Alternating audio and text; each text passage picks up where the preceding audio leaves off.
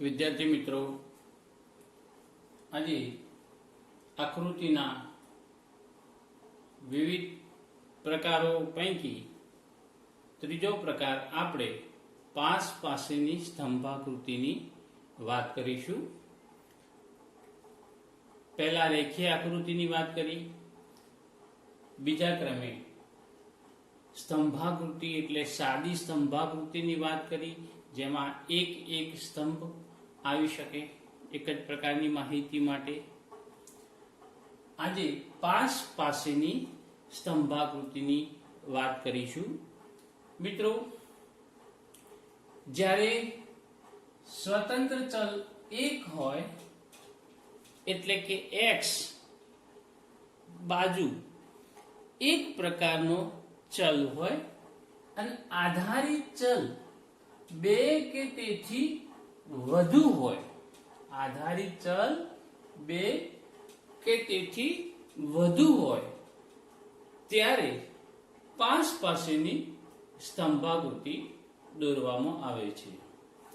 મિત્રો, અહીંયા સંબંધિત માહિતી માટે પાસ પાસેની સ્તંભાકૃતિ દોરવામાં આવતી હોય છે. ઘણીવાર એક દેશની બીજા દેશ સાથેની તુલના કરવી હોય તો પણ આપણે પાસ પાસેની સ્તંભાકૃતિ દ્વારા કરી શકીએ છીએ. એક ઉદાહરણ દ્વારા આપણે પાસ પાસેની સ્તંભાકૃતિને સમજીશું. ધારો કે એક ઉદાહરણ છે ચીન અને ભારત. આ બંને દેશો ની અંદર ત્રણેય ક્ષેત્રો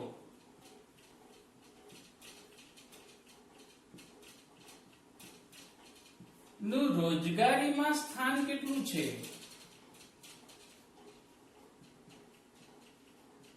એ આપણે જોવાનું છે. તો મિત્રો, અહીંયા ચીન અને ભારતમાં ખેતી, ઉદ્યોગ અને સેવા આ ત્રણેય ક્ષેત્રો નું રોજગારીનું સ્થાન આપણે જોવાનું છે. તો એક કોષ્ટકમાં આપણે ક્ષેત્ર આપીશું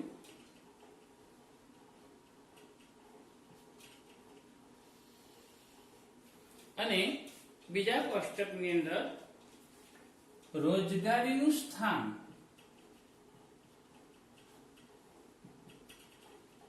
તે આપણે ટકામાં લઈશું. એની અંદર બે દેશોની વાત કરીશું, ચીન અને ભારત. હવે જુઓ, અર્થતંત્રની અંદર મુખ્યત્વે ત્રણ ક્ષેત્રો હોય છે: ખેતી, ઉદ્યોગ અને સેવા ક્ષેત્ર, જેને તૃતીય ક્ષેત્ર કહેવામાં આવે છે. જો મિત્રો, અહીંયા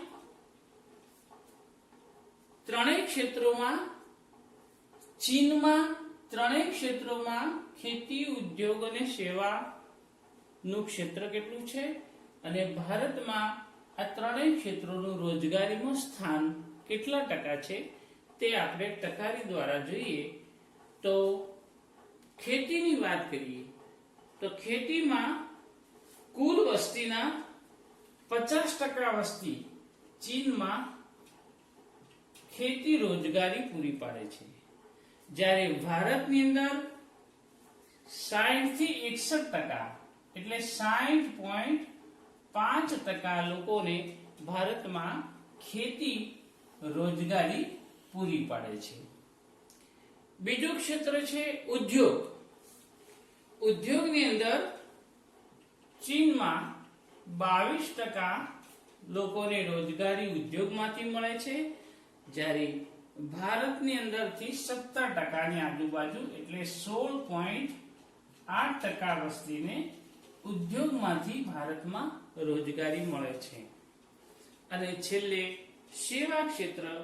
સેવા ક્ષેત્રની અંદર ચીનમાં 28%, આનો સરવાળો 16% થશે, તો ચીનમાં સેવા ક્ષેત્રમાંથી 28% રોજગારી લોકોને મળે છે, જ્યારે ભારતની અંદર 22.7% વસ્તીને રોજગારી સેવા ક્ષેત્રમાંથી મળે છે. આ અનુસૂચિ આંકડાકીય માહિતીને આપણે અહીંયા પાસેની સ્તંભાકૃતિમાં રજૂઆત કરીશું. તો મિત્રો, આકૃતિની અંદર આપણે જોઈશું કે સૌપ્રથમ બે ધરી બતાવીશું, OX અને OY. OX પર અર્થતંત્રના ક્ષેત્રો ખેતી, ઉદ્યોગ અને સેવા, અને OY પર રોજગારી ની ટકાવારી આપણે દર્શાવવાની છે. હવે આપણે સ્કેલ માપની વાત કરીશું. તો અહીંયા નાનામાં નાનો આંક છે 16.8. બંનેનું સંયુક્ત આપણે સ્કેલ માપ લઈશું, ચીન અને ભારતનો. તો નાનામાં નાનો આંક 16.8 છે અને મોટામાં મોટો આંક છે 60.5. તો હવે OY પર 1 સેન્ટીમીટર બરાબર જો 10% લઈશું તો 70% સુધી આપણે જવું પડે. 60.5 એટલે 60.50 સુધી. એટલે 1 સેન્ટીમીટર, 2, 3, 4, 5, 6 અને 7. 10%, 20, 30%, 40, 50, 60 અને 70%. હવે અહીંયા 3 ક્ષેત્રો છે. 3 ક્ષેત્રોમાં બે સ્તંભ આવશે. પહેલા ચીનનો સ્તંભ આવશે, પછી ભારતનો સ્તંભ આવશે, પછી ઉદ્યોગમાં પણ ચીનનો સ્તંભ આવશે અને ભારતનો સ્તંભ, અને સેવામાં પણ ચીનનો સ્તંભ આવશે અને ભારતનો સ્તંભ આવશે. આમ ત્રણેય ક્ષેત્રોની અંદર બે સ્તંભ આવશે. તો હવે આપણે કુલ બે ના સ્તંભ એટલે 6 સ્તંભ થશે.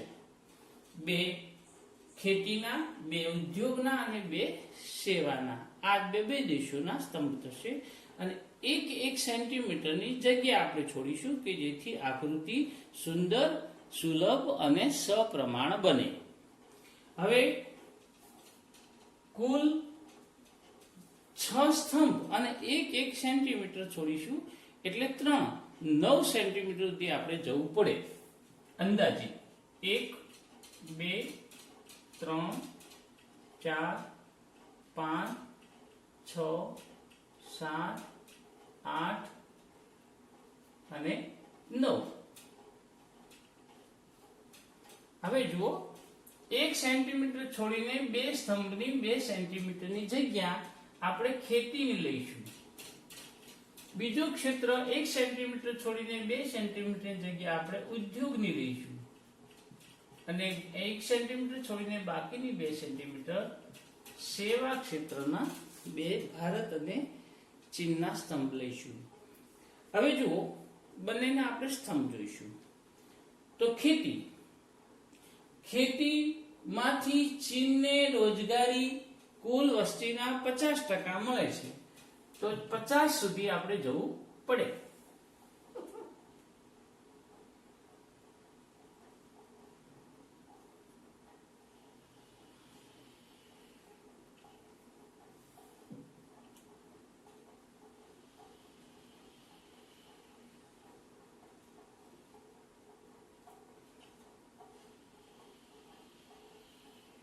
આ છે ચીનનો ખેતી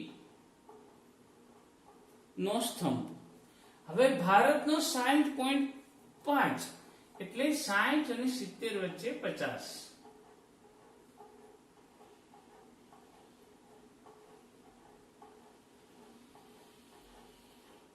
તો મિત્રો, અહીંયા આપણે ચીનના 50% અને ભારતના 60.5 5%.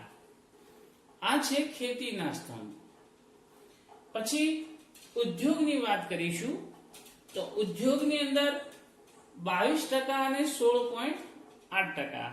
તો ચીનનો 22% આવશે, 20 અને 30 વચ્ચે 25, 25 પછી 21 ને 22.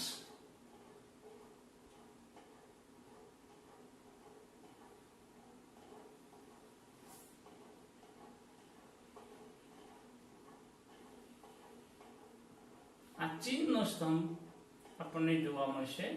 અને એના પછી 16.8 એટલે 10 અને 20 વચ્ચે 15, 15 પછી 16, 16.8 અંદાજિત આટલા સુધી આવશે, જે 22% અને 16.8% રોજગારી પ્રાપ્ત થતા બંને દેશોના ટકા છે. પછી સેવા ક્ષેત્રમાં 28% અને 22.7%. તો સેવા ક્ષેત્રની અંદર 20 અને 30, 25, 26, 27 ને 28.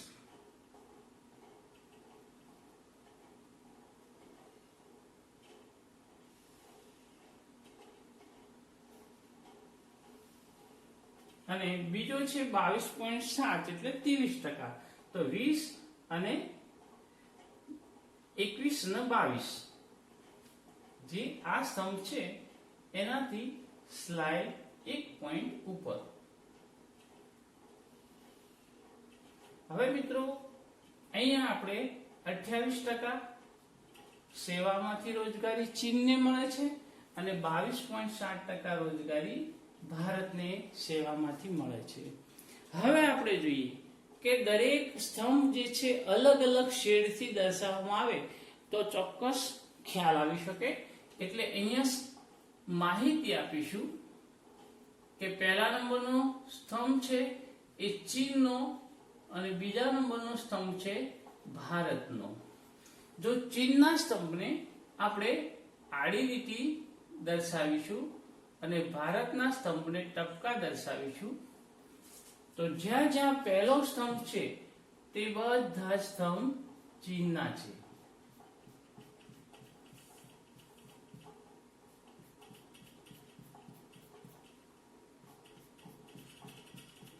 અને પછીના જે ભારતના સ્તંભ છે એ ટકાવારીના છે. મિત્રો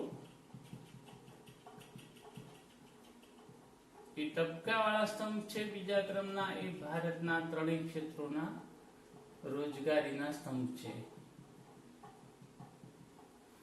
હવે અહીંયા આપણે જોઈએ સ્કેલ માપ. તો સ્કેલ માપમાં OY બરાબર 1 સેન્ટીમીટર બરાબર 10% લઈ શકાય. અને OX પર રોજગારીના ક્ષેત્રો અથવા ખેતી, ઉદ્યોગ અને સેવા રોજગારીના ક્ષેત્રો દર્શાવેલા છે. અહીંયા આપણે જોઈએ કે આ આકૃતિની અંદર પાસેના સ્તંભ દ્વારા આપણે માહિતી, આંકડાકીય માહિતીને આકૃતિ દ્વારા સમજાવવાની કોશિશ કરી છે. એટલે સામાન્યમાં સામાન્ય વ્યક્તિ પણ આંકડાકીય માહિતી ઓછું ભણેલો હોય તો પણ વ્યક્તિ આકૃતિના આધારે સરળતાથી સમજી શકે. હવે આનું વિશ્લેષણ આપવું હોય તો વિશ્લેષણની અંદર પણ આપણે 2, 3, 5 જેટલા મુદ્દા આપી શકાય કે ઉપરોક્ત આકૃતિમાં OX પર રોજગારીના ક્ષેત્રો દર્શાવેલા છે અને OY પર રોજગારીની ટકાવારી દર્શાવેલી છે. આ મુદ્દા નંબર 1. મુદ્દા નંબર 2 કે કૃષિ ક્ષેત્રમાં આની ઉપરથી કહી શકાય કે કૃષિ ક્ષેત્રમાં ભારત કરતા ખેતી ક્ષેત્રમાં ચીન કરતા ભારતનો હિસ્સો વધુ છે. 60.5 છે, ચીનનો 50 છે. એટલે કૃષિ ક્ષેત્રમાં એટલે ખેતી ક્ષેત્રમાં ભારતનો હિસ્સો અથવા ટકાવારીમાં હિસ્સો, રોજગારીમાં ટકાવારીનો હિસ્સો ચીન કરતા 10%, 10.5% વધારે છે. એક વાત લખી શકીએ. ત્રીજી વાત લખવી હોય તો લખી શકીએ કે ઉદ્યોગ ક્ષેત્રમાં અને સેવા ક્ષેત્રમાં, ઉદ્યોગ ક્ષેત્રમાં બંને દેશો ચીન અને ભારત, ઉદ્યોગ અને સેવા ક્ષેત્રમાં ચીનનું પ્રભુત્વ થોડું વધારે છે ભારત કરતા. અહીંયા પ્રથમ ખેતીમાં ભારતનો હિસ્સો ચીન કરતા વધારે છે, જ્યારે અહીંયા ઉદ્યોગમાં અને સેવામાં ભારત કરતા ચીનનો હિસ્સો થોડો વધારે છે એમ કહી શકાય. અને છેલ્લે કહેવું તો કહી શકાય કે ભારત અને ચીનમાં ઉદ્યોગ ક્ષેત્ર, ઉદ્યોગ ક્ષેત્ર, સેવા એટલે કે રોજગારીમાં જે છે એ હંમેશા જોવા જઈએ કે થોડી વધારે પ્રમાણમાં, એટલે કે ઉદ્યોગ ક્ષેત્ર અને સેવા ક્ષેત્રમાં ચીન કરતા ભારતની અંદર બંને ક્ષેત્રોમાં રોજગારીનો હિસ્સો ઘટતો ગયો છે. તો મિત્રો, ભારત એક ખેતી પ્રધાન દેશ છે. ભારતની અંદર આ 5 પાસેની સ્તંભાકૃતિ ઉપરથી જોઈ શકાય કે અહીંયા પ્રથમ સ્તંભોમાં ખેતીનું પ્રભુત્વ વધારે છે ભારતનું અને ચીનનું ઓછું છે. પછીના 2 ઉદ્યોગ અને સેવા ક્ષેત્રમાં પહેલો સ્તંભ મોટો છે, એટલે ઉદ્યોગ ક્ષેત્રનું ભારત કરતા અને સેવા ક્ષેત્રનું ભારત કરતા ચીનનો હિસ્સો થોડો વધારે છે એમ કહી શકાય. તો મિત્રો, અહીંયા આપણે 5 પાસેની સ્તંભાકૃતિની ચર્ચા કરી અને આ આકૃતિના પ્રકાર દ્વારા, આલેખના પ્રકાર દ્વારા આપણે આંકડાકીય માહિતીની આ ચિત્રાત્મક રજૂઆત કરીને એને સમજાવી શકીએ. એના પછીની વાત આવે છે 5 પાસેની સ્તંભાકૃતિ પછી વૃત્તાંશ આકૃતિની વાત, એ આપણે યુનિટ 8 ની અંદર જોઈશું. અસ્તુ.